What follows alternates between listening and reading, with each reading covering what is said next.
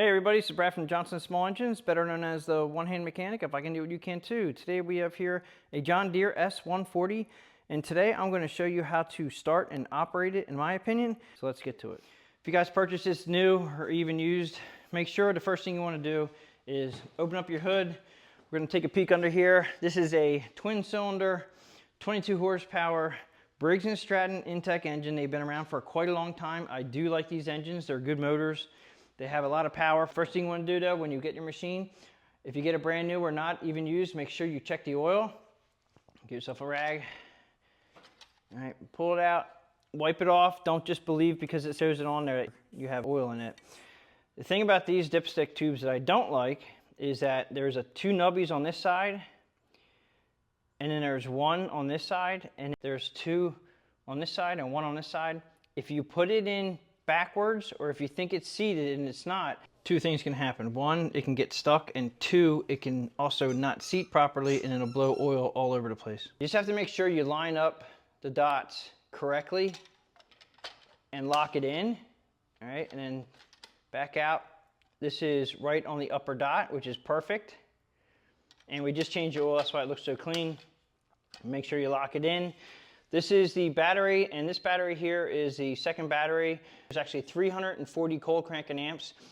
In my opinion, anything that has a twin cylinder engine in it should have at least a 300 cold cranking amp battery, and that's minimum. And a lot of times the John Deeres would sell you the tractor at the lower cold cranking amps, like below even 250. I've seen them at 140. It's just too small of a battery. They don't last long, and you'll be replacing it quickly. So if you do need to upgrade your battery, my recommendation is 300 cold cranking amps, and you'll be good to go. Go ahead and shut the hood. Go up to the operating station here.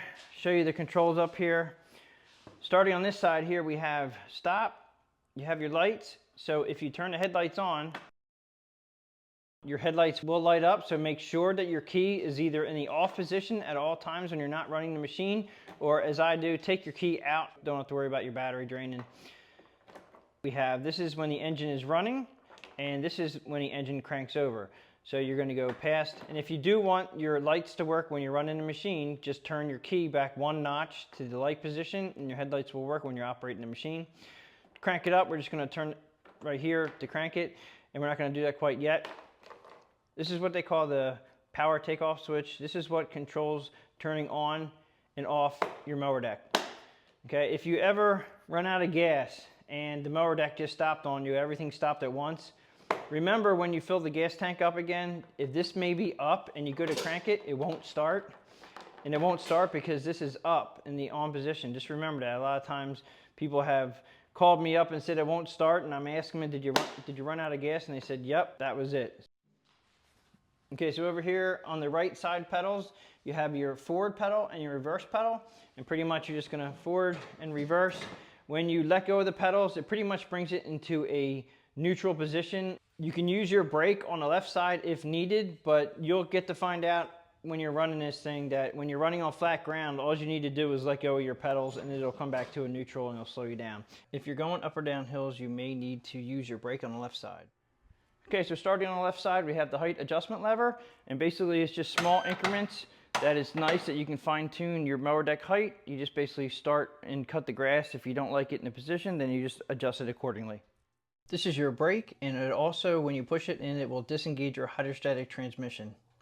So when you start your machine up, you have to have this engaged, and the parking brake is a nice feature to pull it up, let go, and you're in park, and now you can run the machine, start it up, run it. As long as you don't have the power takeoff on, you can get off the machine when it's idling, so you don't have to turn the machine off.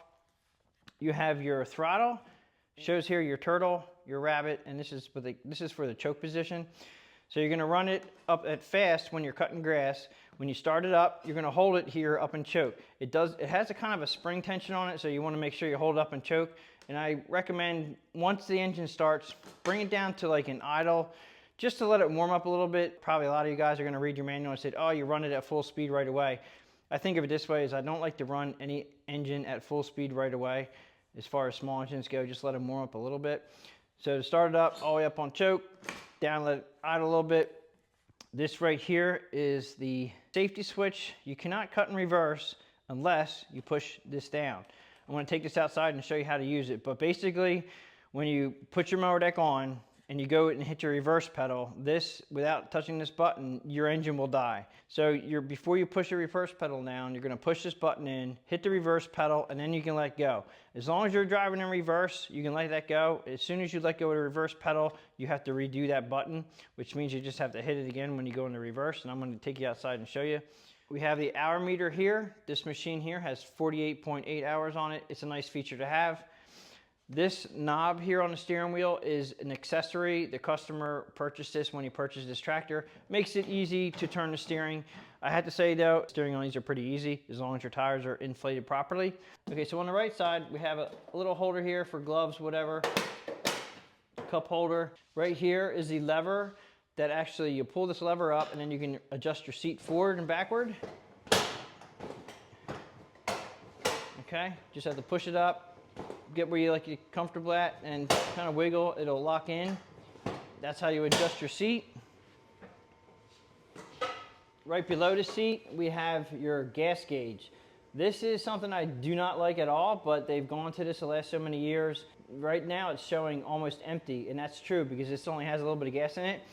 I'm gonna go ahead and push down on the gas tank in the rear. You're not gonna be able to see this, but I'm pushing down on it, and as you can see, the level's going up. Now let me go ahead and show you what this is all about back here. Lift up your seat and you'll see the gas tank. And all I did was, by putting weight on this, it moved the gas gauge up. Everybody's gonna say, geez, what's wrong with this? There isn't anything wrong with it. It's just the way they made it. So this is almost out of gas. And yes, it's very light right now. Once it gets gas in it, it pushes itself down. It's only on springs, and then that's where your gas gauge comes. I don't know who engineered that, don't like it, but it works. This is an important bar, and this bar will release the transmission. You should not push, this is a hydrostatically driven transmission. You should not push it when this is in, okay? So if you're gonna push it, pull this out, and it even shows a person right here pushing the machine, and they're showing an arrow with this all the way out, okay? When you go to drive the machine, you're gonna push this in all the way. A lot of times people will get their machines delivered, the driver will pull this out to push it off the trailer, and they forget to push that back in again. You'll get on your machine, you push the pedals and you don't go anywhere. This is the first thing you check. So if you ever get on your machine, you push the pedals, nothing happens, check this first to make sure it's in, and if it's in, then you have another issue. I'm gonna go ahead and show you guys how to start it up and then move the forward and reverse pedals. The first thing you need to do when you start your machine up is you need to push the brake all the way in, and then you need, for me personally, I mean, you can use your leg and just hold it there, or you can pull up on the parking brake knob and then let go. Now, when you want to release that brake pedal, you're going to push it in and then push your parking brake lever down, and that will release it. So we're going to lock it in, let go. Now you're going to put your throttle all the way up into the choke position and hold it there.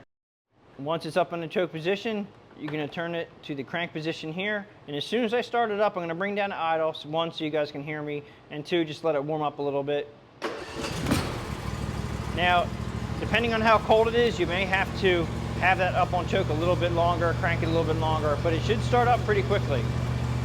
Now we have to release the parking brake before, like right now, I can't go anywhere. And it's because there's a safety with the parking brake.